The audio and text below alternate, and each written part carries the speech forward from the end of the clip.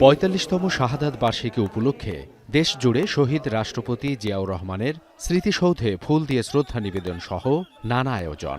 বক্তৃতা, বিবৃতি ও স্মৃতিচারণে উঠে আসে বর্ণাঢ্য জীবনের নানা দিক। দলীয় নেতাকর্মীদের কণ্ঠে জাতীয়তাবাদের আদর্শে ঐক্যবদ্ধ সমাজ গঠনের প্রত্যয়।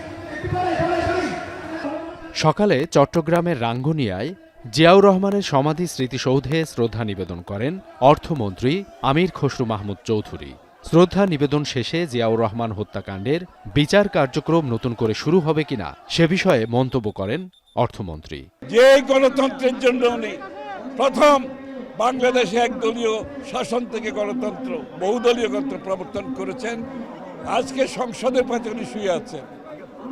আমরা তার প্রতি শ্রদ্ধা জানাচ্ছি।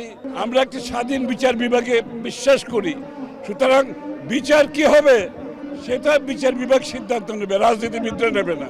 বগুড়ায় নানা আয়োজনে পালিত হয় শহীদ রাষ্ট্রপতি জিয়াউর রহমানের ৪৫তম শাহাদাত বার্ষিকী। জেলা বিএনপির উদ্যোগে শহরের নবাববাড়ি সড়কের দলীয় কার্যালয়ে কালো পতাকা উত্তোলন ও দলীয় পতাকা অর্ধনমিত করা হয়।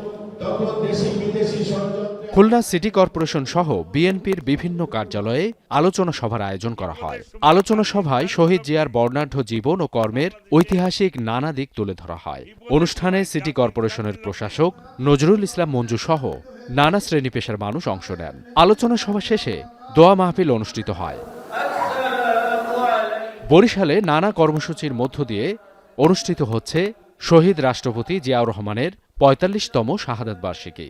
দক্ষিণ জেলা বিএনপির উদ্যোগে নগরীর সদর রোডের অশ্বিনী কুমার টাউন হলে দোয়া মোনাজাতের আয়োজন করা হয়। আগামীতে একটি সুন্দর বাংলাদেশ গড়তে জিয়াউর রহমানের আদর্শ অনুসরণের বিকল্প নেই বলে জানান দলীয় নেতাকর্মীরা।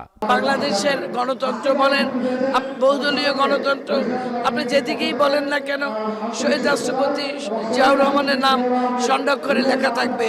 এছাড়া ঝালকাঠি ও চুয়াডাঙ্গা সহ সারা দেশে নানা আয়োজনে পালন করা হয় শহীদ রাষ্ট্রপতি জিয়াউর রহমানের ৪৫তম শাহাদাত বার্ষিকী।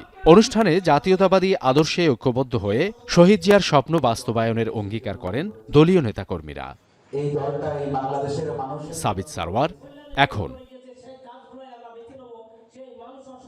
Lily premium gold soap ২৪ carat gold এনে দেয় রিয়েল গোল্ডেন গ্লো।